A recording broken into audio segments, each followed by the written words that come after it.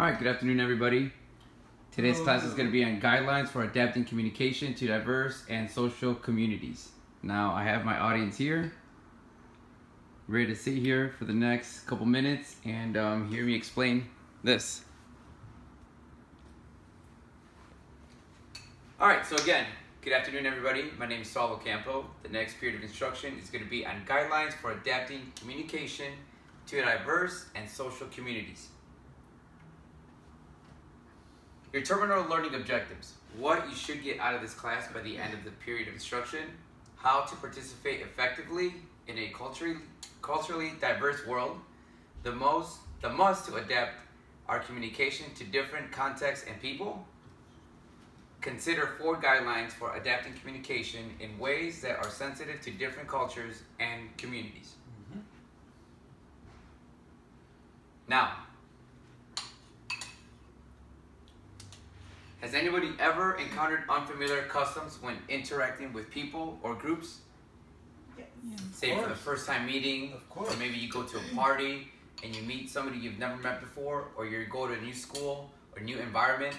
We come across these points in our life where sometimes it's a little bit awkward. All right.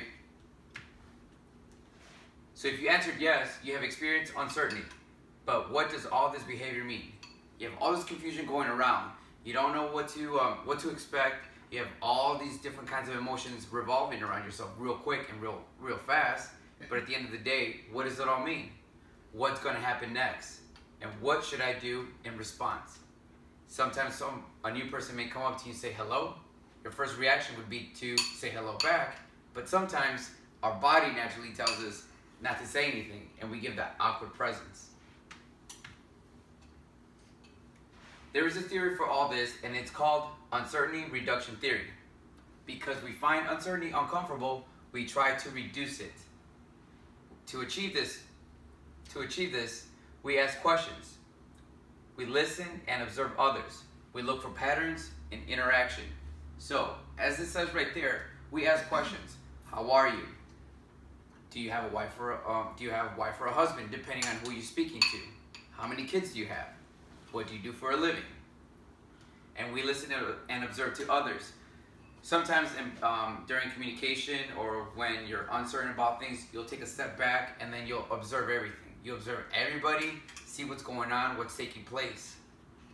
As we learn more about values and norms or social community, we become more comfortable interacting with members of the community and learn their values and the kind of behaviors that are appropriate context. So if some people in one group are doing something specifically, you'll study that type of group for a quick 5 to 10 minutes. Then you might feel comfortable and you'll approach that group, and so on and so on. So first you want to listen, you want to take a full spectrum look at what's going on, then you want to interact when you're uncertain. Reducing uncertainty by learning about other people and cultures allows us to engage in person-centered communication. For instance, it's advisable to refrain from using idioms when talking to someone for whom English is a second language, especially non-English native speakers. They may not understand fully what we're talking about as somebody that's fully submersible in the English language.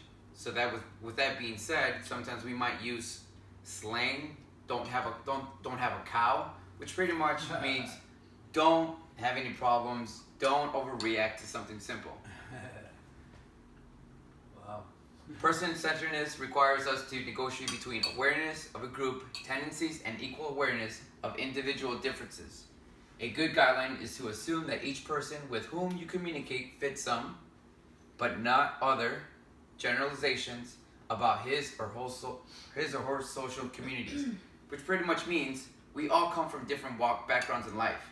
Just because I could be Hispanic, the other person could be Caucasian, none of our stories, none of our life experiences are the same. Never will be. We may one day pass through something the same, but our experiences are 100% different.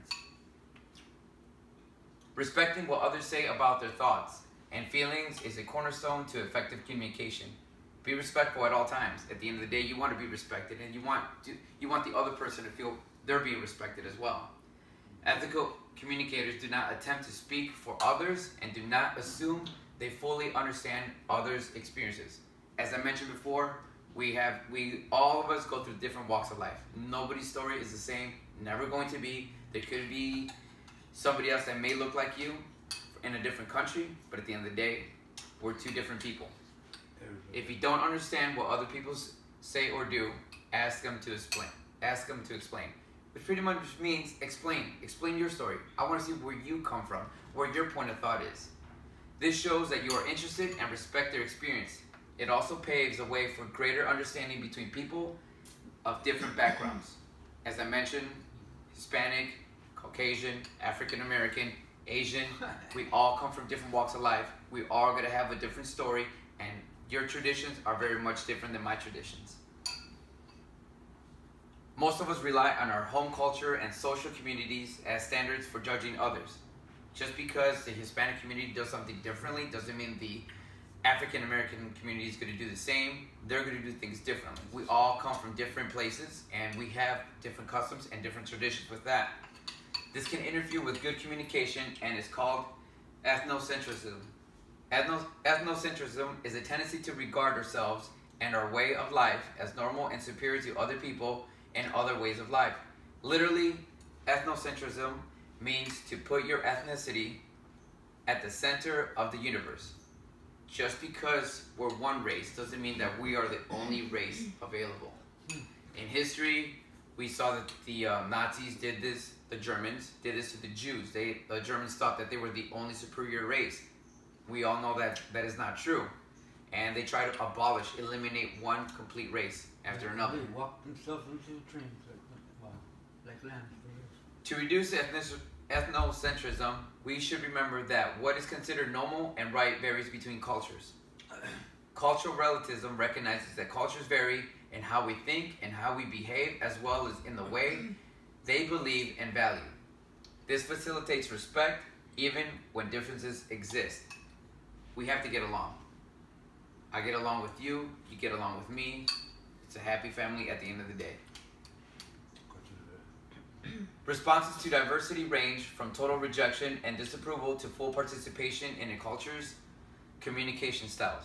At particular times in our lives, we find ourselves adopting different responses to diversity or to specific forms of diversity. It's an ever-changing process. It's never going to be the same. Just because we go through one experience today, tomorrow's experience is going to be different. One group of people is going to be much different than another group of people. So we have to keep that in consideration, that diversity is always existing.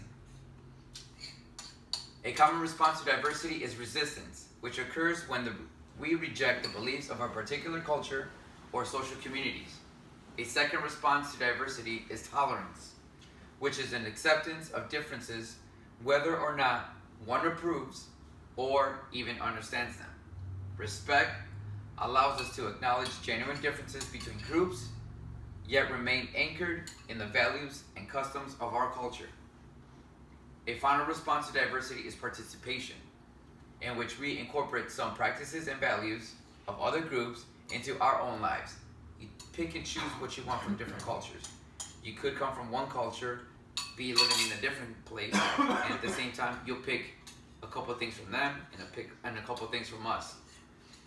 More than other responses, participation encourages us to develop skills for participating in a multicultural world in which we can take part in some of each other's customs. In summary, we covered how to participate effectively in a culturally diverse world, the must to adapt our communication and the different contexts of people. Consider 4 guidelines for adapting communication and ways that we are sensitive to different cultures and communities. It is up to you to make a difference and become a perfect communicator in the diverse world we live in. Thank you. Yay.